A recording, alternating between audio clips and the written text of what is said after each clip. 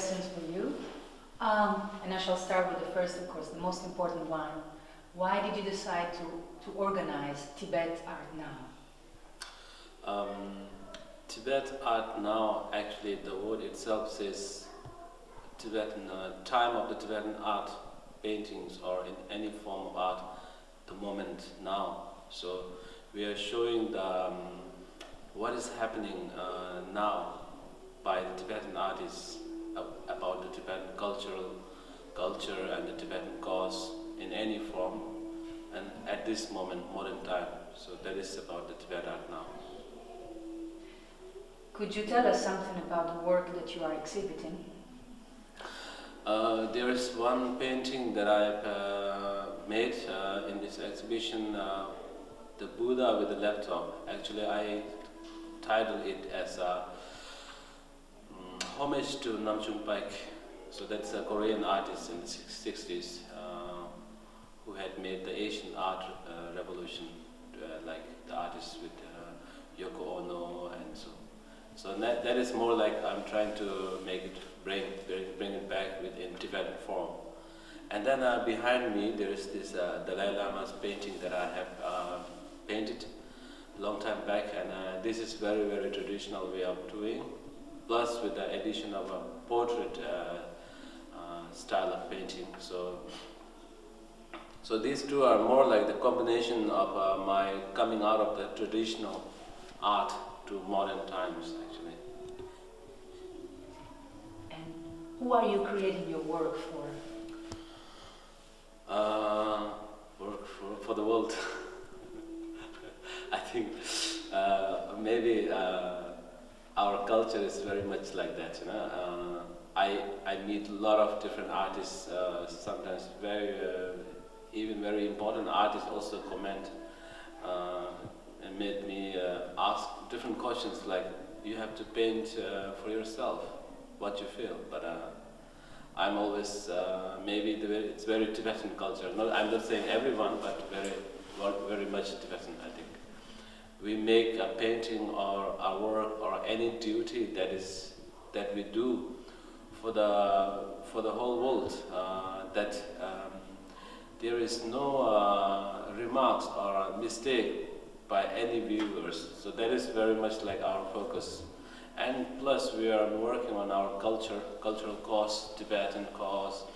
So our culture is very much in danger now. So we have to work very hard, and it has to be to the point, and that it is because we have very less artists or very less Tibetan against this mega China. So we must be very precise, and has to be really that it shows, speaks about Tibet. You know? So that's why I make paintings for something that everybody will learn something from our culture. Not that I paint any nudes or anything that I can sell. You know? I don't paint like those things. You know? So it's very much Tibetan art. And how does art made inside Tibet differ from the art created outside, do you think? I find actually because this is my next project, maybe together with you, but our next project is Tibetan artists from inside Tibet, outside Tibet, and the Chinese artists from mainland China that we are focused on now.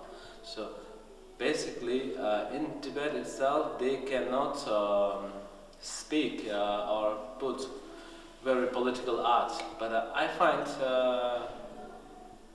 their art is more focused on the Tibetan political issue, because that they can't make it, they try to show in certain forms that it's not there but it's yet to come or something. And then in exile I find the artists are too free, and then because that we didn't experience the painful situations like our friends in Tibet are facing, so our work doesn't really speaks about Tibet all the time, you know? So that in exile. So I really appreciate the works of Tibetan artists in Tibet, because you feel that all this agony and the life there, how hard it is for them to put on the art, on the canvas. I can feel that, So that is why I very much am focused to make the exhibition of the Tibetan art from Tibet itself together with us in exile. And with China, I find it's very important because maybe we will face a lot of problems. Maybe the Chinese government wants to cooperate with us because for my way of looking at things, when you want something from your enemy, either you have to take it from them, or you have to be a friend with them. So there's only two ways. So Tibet has only one choice, to be friend, because China is too powerful practically. So, and it's also the best way. Like His Holiness the Dalai Lama always says, the non-violent, the middle way approach, and all the good fundamentals that His Holiness taught us. I think it is time to use it and really make conscious of it. I think it's very important that we make, even from the art world, Tibetan art world, that we really have to focus and work something together to make it happen. It's one of the tools that helps Dalai Lama and our whole Tibetan cause. Maybe we can make together the art show with Tibet and China together. Whether we are joining the mainland China or not, or autonomy region, or whatever the situation may be, let's see what they are saying and what we are saying, and then see what the world can say about it. So that's my main ambition. Very well. Considering the title of the exhibition, Tibet Art Now on the Threshold of a New Future, do you consider yourself an optimist then? Do I consider myself what? An optimist. Optimist,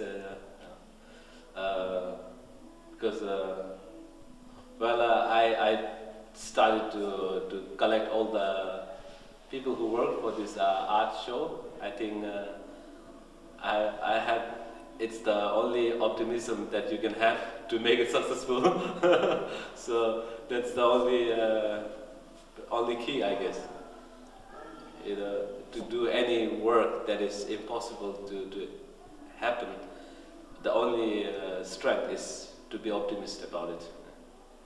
And if you really want to get something, if you believe in it, that's the only way with your action.